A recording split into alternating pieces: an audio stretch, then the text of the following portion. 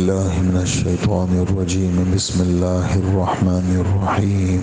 الله الذي يرسل الرياح فتثير سحابا فيبسطه في السماء كيف يشاء ويجعله كسفا فترى الودق يخرج من خلاله فإذا أصاب به من يشاء من عباده إذا هم يستبشرون وإن كانوا من قبل أن ينزل عليهم من قبله لمبلسين فانظر إلى آثار رحمة الله كيف يحيي الأرض بعد موتها إن ذلك لمحيي الموتى وهو على كل شيء قدير صدق اللہ العظیم.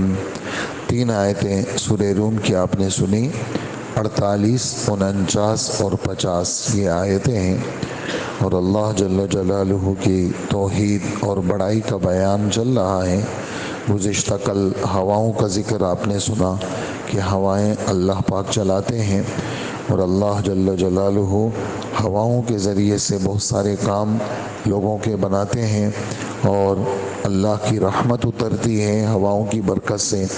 سمندر کے اندر جہاز چلتے ہیں اللہ کے حکم سے، اس کی برکت سے تمہیں روزی ملتی ہے اور تمہیں یہ مطالبہ ہے تم سے کہ تم اللہ کا شکر ادا کرو اللہ کی. اور بیچ میں ایک ٹکڑا آیا تھا کہ ہم نے بہت سارے رسولوں کو بھیجا اور وہ واضح دلائل لے کے آئے، لیکن اکثر لوگوں نے جب ان کی نافرمانی کی تو ہم نے اس طرح کے لوگوں کو پکڑا اور ہم ایمان والوں کی مدد کرتے ہیں اور ایمان والوں کی مدد کرنا تو ہمارے ذمے ہے. ہم لازماً مدد کریں گے، کافروں کو شکست دیں گے، لیکن کبھی ایسا ہوگا کہ دنیا میں ان کی پکڑ نہیں کریں گے لیکن آخرت کی پکڑ تو یقینی ہے. اور کبھی ایسا بھی ہوگا ہم اس ظلم کا بدلہ ان سے دنیا میں بھی لے لیں گے. یہ گزشتہ جو بیچ کی آیت تھی اس کا مفہوم تھا. اور اب پھر وہی بارش کا ذکر کہ ہواؤں کو اللہ پاک چلاتے ہیں، پھر اللہ جل جلالہ ان ہواؤں کے ذریعے سے بخارات کو اٹھاتے ہیں اور بادلوں کو اٹھاتے ہیں.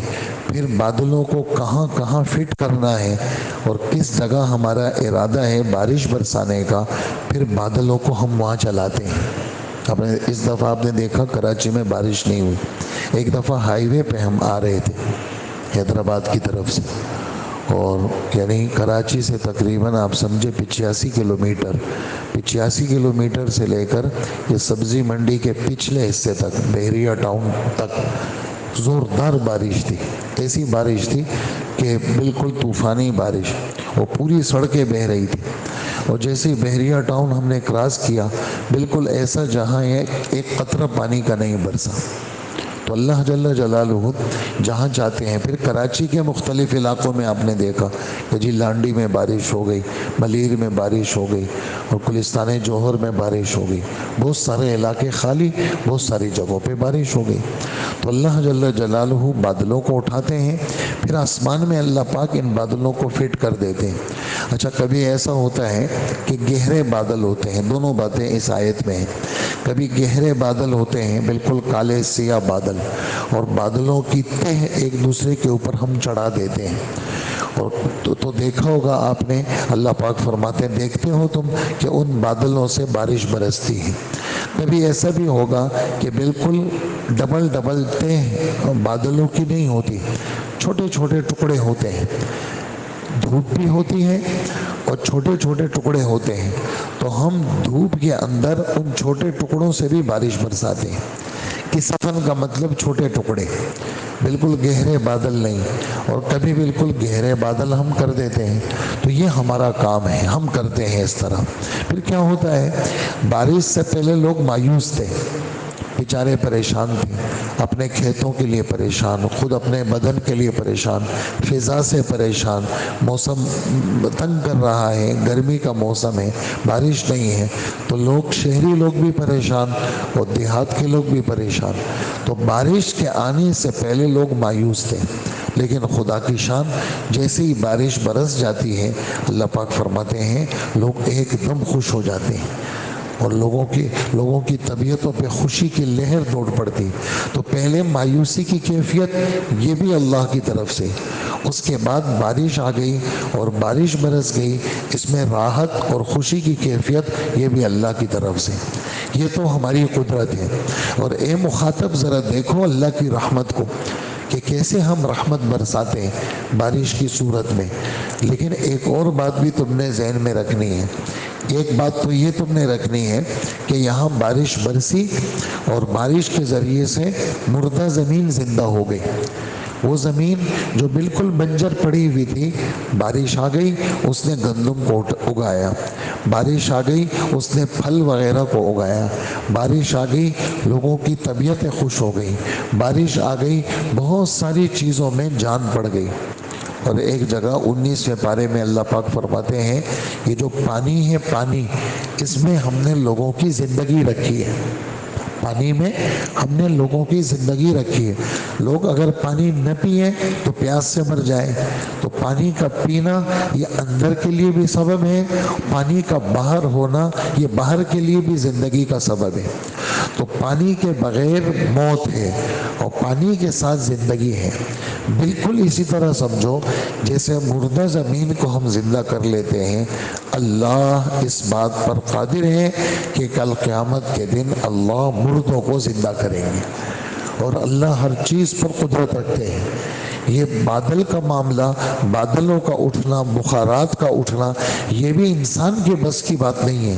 اللہ پاک فرماتے ہیں یہ 18ویں پارے سورہ نور میں الم تر ان اللہ یزجی سحابا ثم یؤلف بینہ ثم یجعلہ رکاما، کہ اللہ پاک بادلوں کو چلاتے ہیں، پھر اللہ پاک کیا کرتے ہیں اس کی تہ بناتے ہیں، آپس میں ملاتے ہیں، پھر اس کی تہ بن جاتی ہے. اے مخاطب تو دیکھے گا کہ بارش اس کے اندر سے برس رہی ہے. تو یہ بادلوں کو چلانا، یہ اٹھانا، یہ فٹ کرنا، یہ برسانا یہ صرف اللہ کا کام ہے. ایسے ہی مردوں کو زندہ کرنا بھی کس کا کام ہے؟ وہ اللہ کا کام ہے. تو یہ ہماری ان 3 آیتوں کا خلاصہ تھا. ذرا دیکھ لیجئے، اللہ الذی یرسل الریاح، اللہ ہی وہی ذات ہے جو ہواؤں کو بھیجتا ہے. چنانچہ وہ ہوائیں بادلوں کو اٹھاتی ہیں، پھر وہ اس بادل کو جس طرح چاہتا ہے آسمان میں پھیلا دیتا ہے. بس کہاں برسانی ہے وہ وہاں لے کے جائے گا. یہ خود بخود نہیں چلتی کہ بھئی خود بخود ہوا آ گئی خود بخود ہو گیا، خود بخود نہیں ہے، یہ اللہ کے حکم سے ہے. دیکھا آپ نے، یعنی ہماری جہاں چاہت ہوتی ہے بادلوں کو لے جانے کی، ہم وہاں بادل کو لے جاتے ہیں، وہ ہماری چاہت کے ساتھ ہے. اور پھر اللہ پاک کیا کر دیتے ہیں، اللہ پاک کئی تہوں والی گھٹا میں اس کو بدل دیتے ہیں. تب تم دیکھتے ہو اس کے بیچ میں سے بارش برستی ہے. چنانچہ جب وہ اپنے بندوں میں سے جن کو چاہتا ہے وہ بارش پہنچا دیتا ہے، وہ اچانک خوشی منانے لگتے ہیں. کچھ نہیں تھا، بالکل گرمائش تھی، بس اچانک بادل آ گئے اور بارش برس گئی تو لوگ خوش ہو جاتے ہیں. حالانکہ اس سے پہلے جب تک بارش نہیں برسائی گئی تھی وہ نا امید ہو رہے تھے. اور اب ذرا دیکھو اللہ کی رحمت کے آثار کہ وہ اس مردہ زمین کو کس طرح زندگی بخشتا ہے. حقیقت یہ ہے کہ وہ اللہ جیسے مردہ زمین کو زندگی بخشتا ہے ایسے ہی مردوں کو بھی زندہ کرے گا. اور وہ اللہ ہر چیز پر پوری طرح قدرت رکھتا ہے. اللہ پاک ہمیں عمل کی توفیق عطا فرمائے. ہمارے نمازی ہیں اویس بھائی، ان کی نانی کا بھی انتقال ہوا ہے، دعا کی درخواست کر رہے ہیں اللہ پاک ان کی نانی کی مغفرت فرمائے. الحمدللہ رب العالمین والصلاة والسلام علی نبینا محمد و آلہ و اصحابہ اجمعین.